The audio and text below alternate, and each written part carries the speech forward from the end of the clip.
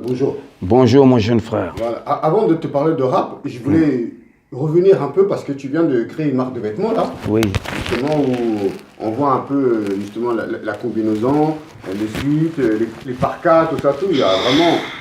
Elle est juste à côté là, le parka quasiment. Voilà. C'est. Voilà, on sent. Tu commences à te lancer dans le textile un peu comme Jean-Paul Gaultier. Tu vas inviter Kanye West et Kim Kardashian bientôt au KSO, quoi, non?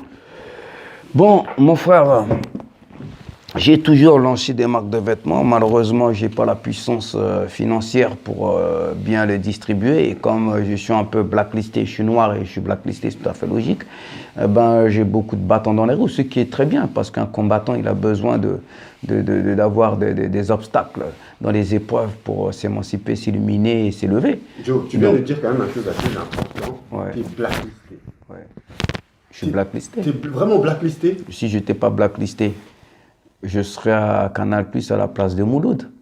Je serais à côté des Champs-Élysées dans un immeuble avec des studios à la place de Valou. Donc tu es en train de dire que c'est les propres amis avec qui tu as traîné, ceux qui te blacklistent partout? Non, c'est pas eux, mais je serais à la place de Yacine Bellatar ou je serais à côté de lui à BFM quand il faut parler de la minorité. Je serais à RFI à côté peut-être même à la place de Claude Ichard pour parler de la communauté. Ou Juliette, la légende urbaine. Je suis la légende urbaine. J'ai fait la légende urbaine. Juliette fait une émission à légende urbaine. J'ai produit un film sur la légende urbaine, sur toute l'histoire de la légende urbaine. Voilà, si je n'étais pas blacklisté, aujourd'hui, tu n'en serais pas là, toi, avec une petite caméra à te balader. Tu serais à Canal+, à côté de Mouloud. Mais alors, c'est qui blackliste Voilà. un peu alors, Joe? Moi, je pense que c'est le système. C'est-à-dire que le système fabrique des pions, comme on le sait déjà. Des gens qui acceptent de marcher dans le système afin de discriminer les autres. C'est-à-dire que le système, il reproduit à toutes les échelles son ADN. D'accord? Il fabrique des têtes de gens. C'est-à-dire, regarde bien, il y a un truc qui est simple. On va revenir à la base. Et j'emmerde tous les gens qui ne sont pas contents et qui vont dire que l'ancien, il est aigri. Je vous emmerde. Je vous emmerde complètement et profondément. Excusez-moi de vous dire ça parce que c'est une histoire, la culture hip-hop urbaine. C'est une histoire. Vous voulez occulter l'histoire, vous voulez enlever l'histoire parce que vous bénéficiez du produit. Comme le produit aujourd'hui est lucratif, vous voulez enlever les racines. C'est ça le vrai racisme. C'est quand vous enlevez les racines d'une culture. Si aujourd'hui je bois si je prends de ce fruit-là, je le mange, et que je ne veux pas voir les racines de l'orange, je suis raciste. J'aime le produit que le racine a produit, mais je n'aime pas la racine. Ça, c'est du racisme. Le hip-hop a ses racines. Le hip-hop, c'est quoi? Le hip-hop, c'est la Zulu Nation de Afrika Bambaataa. Peace, love and unity. Afrika Bambaataa. Pourquoi il a changé son nom? Il a mis Afrika Bambaataa parce qu'il a retracé son ADN. Donc il a retrouvé son système corporel traditionnel africain. Et il a dit, comme la nation Zoulou avait résisté à la plus grande puissance impérialiste anglaise, eh bien, moi je me reconnais dans la nation Zoulou. Donc, cette culture portera le nom, l'image, l'entité, l'identité culturelle de nos racines. Tous les gens aujourd'hui qui bénéficient de cette culture, que ce soit les maisons de disques, la majorité des gens qui tiennent les maisons de disques, c'est des gens d'origine juive. La majorité des gens qui réussissent aujourd'hui dans la culture hip-hop, c'est aujourd'hui les Maghrébins plus que les Noirs. La majorité des gens au niveau médiatique qui bénéficient, qui produisent les émissions sur la culture hip-hop afro-urbaine, c'est les Juifs, les Arabes, les Maghrébins. Donc il y a un problème. On a occulté, enlevé les racines. La racine, elle est afro-noire de la culture hip-hop urbaine. Il faut que les gens qui réussissent aujourd'hui le reconnaissent, comme aux États-Unis, ils appellent ça une musique afro-descendants. Un pays raciste qui a exterminé les Amérindiens, à qui les Noirs ont été enfermés, ghettoisés dans des taudis, sans aucun moyen de s'en sortir. Ils ont su, ces Noirs-là, développer, à partir de leur potentiel, une culture. Ils ont su, à partir de leur potentiel, se développer pour être les meilleurs en sport, alors qu'ils étaient discriminés dans les clubs sportifs. Voilà comment est née la culture hip-hop urbaine. Ça a été une violence sur la communauté, la population noire afro.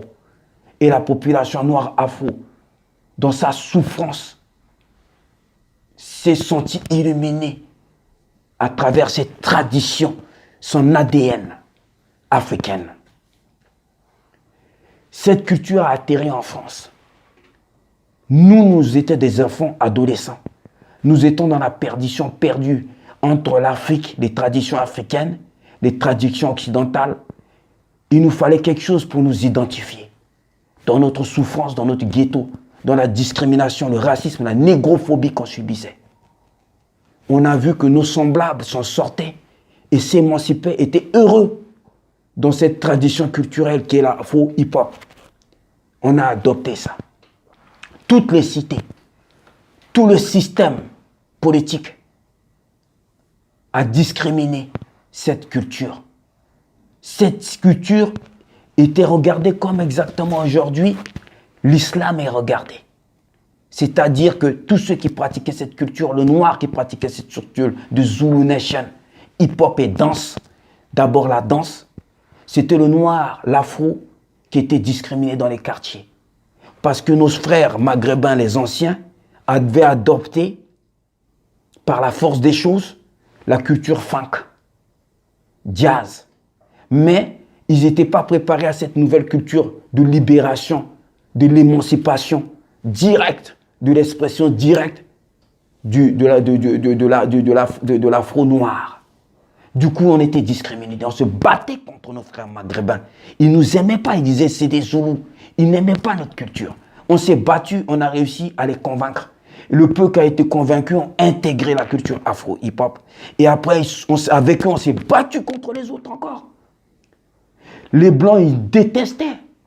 Les Juifs qui tenaient les médias n'acceptaient pas cette culture. C'était interdit. Donc, on était dans les endroits underground. D'où Mouloud et tout ça était tout petit.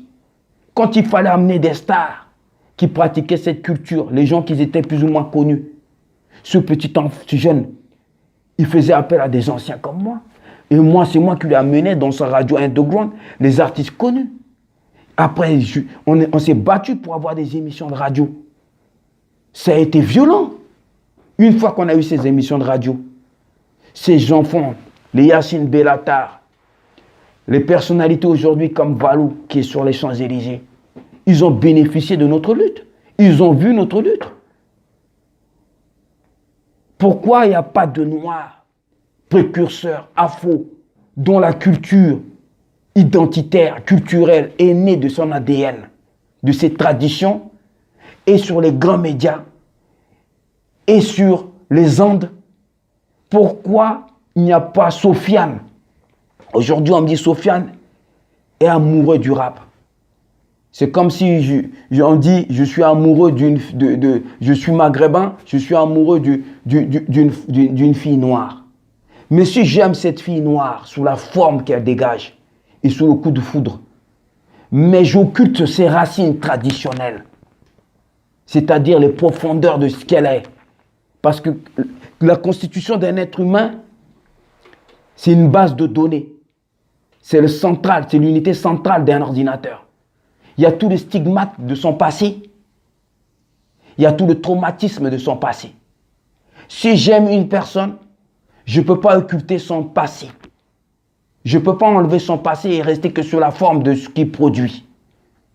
Ça va partir à un moment donné à une séparation. Quand on va consommer et consumer la forme, on va finir par se haïr et se divorcer. Parce qu'on ne connaît pas nos fonds. Quand tu arrives à l'école en France, ici, tu commences à lire et écrire, on t'apprend l'histoire française. On t'inculque son histoire. Tu connais Napoléon, tu connais tout. Donc tu connais l'identité de la France. Okay? Donc quand on pratique une culture, on ne doit pas dire j'aime le rap, on doit dire j'aime la culture afro-hip-hop. Je remercie les Noirs qui ont amené cette culture. Grâce à cette culture, je vis aujourd'hui, j'ai de l'argent, j'ai des moyens. Ces gens-là se sont sacrifiés. Il y en a beaucoup qui sont morts, il y en a qui n'ont rien eu. Donc grâce à eux, aujourd'hui, je bénéficie de ça. Personne ne fait ça. Personne nous rend hommage. Chaque année, il y a des Black Panthers qui meurent en France ici. Il y a des Black Dragons qui meurent. Des gens qui sont sacrifiés dans la rue. Des gens qui sont battus dans les cités pour imposer cette identité culturelle qui est le hip-hop afro. Je ne vois pas Valou. Je ne vois pas, comment il s'appelle le petit là, Mouloud. Je ne vois pas Yacine Bellatar. Je ne vois pas tous ces gens qui parlent de la diversité. Je ne vois pas rendre hommage. Je ne vois pas rendre hommage à ceux qui se sont battus pour cette culture, qui étaient les premiers à porter cette identité culturelle, qui subissaient toutes les discriminations et le racisme, la négrophobie par rapport à cette culture, parce que cette culture était identifiée complètement afro-noire. Il disait que c'était un moyen de révolution pour les Noirs. Il faut éradiquer cette culture, elle n'est pas bonne pour la société. Mais nous, on en a subi les délits de faciès avec ça. On a tout subi avec ça. Cette culture, elle est partie à partir de quelle base? À partir du mouvement corporel du corps, qui est les danses traditionnelles africaines. Dans la société où nous vivons, nous l'avons adapté à l'écosystème. Donc d'abord bouger. Demandez à Mouloud si c'est danser le smurf ou breakdance. Est-ce que sa tête a tourné par terre sur du carton? Demandez à Valou si elle sait danser le hip-hop. Demandez à Yacine Bellatar, est-ce qu'il sait bouger quand il parle de la diversité? Demandez-leur. Ils ne savent pas faire ça. Demandez à Sofiane s'il sait faire ça. Demandez à la plupart des rappeurs si leurs parents aimaient cette culture quand ils étaient jeunes, avant que ça soit un produit lucratif. Donc il faut, pour enlever le racisme que prône d'une manière Bassem qui dit non, je suis communautaire, c'est des conneries. Oui, j'aime les Noirs, j'aime la diversité, je ne suis pas facho, je suis nique les fachos. C'est des conneries, mon ami. Si tu veux savoir qui tu es, si tu dis que tu veux que chacun reste dans sa communauté, fais ton test ADN. Le fait que tu vis au Maghreb, en Afrique, l'Afrique était complètement noire. Si aujourd'hui il y a des gens d'une certaine couleur en Afrique, c'est qu'ils ont été adoptés par cette terre sacrée. Parce qu'ils sont nés du croisement, du mix, du métissage des gens qui étaient déjà sur cette terre sacrée. Ils sont nés de ça. Donc, avant de dire oui, non, je suis communautaire, fais ton test ADN. Je te l'ai déjà dit. Tu sauras peut-être que tu viens du Congo. Parce que tu es obligé, par rapport à ta couleur, pour supporter le rayonnement du soleil, d'avoir un minimum de mélanine, de cette énergie vitale qui fait que tu peux tenir le rayon ultraviolet du soleil. Et cette énergie vitale vient du noir. Le noir qui a mis le blanc au monde, en Occident, dans les moments glaciaux, où il faisait moins 100 degrés, ce qui a empêché le blanc d'avoir la pigmentation qu'il faut. Est-ce que les gens qui disent qu'ils aiment les cultures hip-hop, est-ce qu'ils disent qu'ils aiment l'afro? Ils aiment l'africain, ils aiment les traditions. Et c'est grâce à cette tradition africaine qui a immigré par la force des choses dans les sociétés d'impérialistes qu'on a développé cette culture. Est-ce que dans un mariage mixte, quand on dit qu'on s'aime, on dit en dehors des codes confessionnels de religion, qu'on dit qu'on s'aime, est-ce que l'homme ou la femme qui marie l'autre est capable d'aller vivre dans les conditions traditionnelles des villages de l'autre? Le noir est capable de vivre dans toutes les conditions, dans les villages des autres communautés, mais les autres communautés ne sont pas capables d'aller vivre avec les pygmées, d'où pigmentation, d'aller vivre dans nos villages, dans nos traditions. Donc en quoi ils disent qu'ils ne sont pas racistes? Puisqu'ils n'aiment pas les racines de l'autre. Ils sont incapables d'aller partager les traditions de la racine de l'autre. Donc il faut qu'on arrête. La France, C'est un pays raciste, négrophobe, qui nous inculque, qui nous éduque, qui nous fait évoluer dans une société de négrophobes, de racisme sans qu'on s'en rende compte. S'aimer, c'est aimer la tradition culturelle identitaire de l'autre. C'est pas juste aimer la forme de l'autre et ce qu'il produit. Si on aime ce qu'il produit, on aime la forme de l'autre, c'est de l'exotisme. Et qu'on n'aime pas ses traditions, ses racines, c'est du racisme. Quand on n'aime pas les racines de l'orange, parce que l'orange est orange, il est beau. Mais quand je vais montrer ses racines, par exemple, comme ça, on va dire, oh, on ne calcule pas. Mais c'est grâce à ça qui n'est pas beau visuellement que ça existe. Donc si tu n'aimes pas ça qui n'est pas beau visuellement, tu ne peux pas aimer l'autre. Tu aimes l'autre parce qu'il produit du jus. Donc tu es un raciste parce que tu n'aimes pas ses racines. Faut arrêter. À partir d'un moment, on va reconnaître qu'on a tous la même racine qui vient d'Afrique et qui a été partout dans le monde. On va commencer à apprécier et mettre les gens qu'il faut à leur place. Voilà.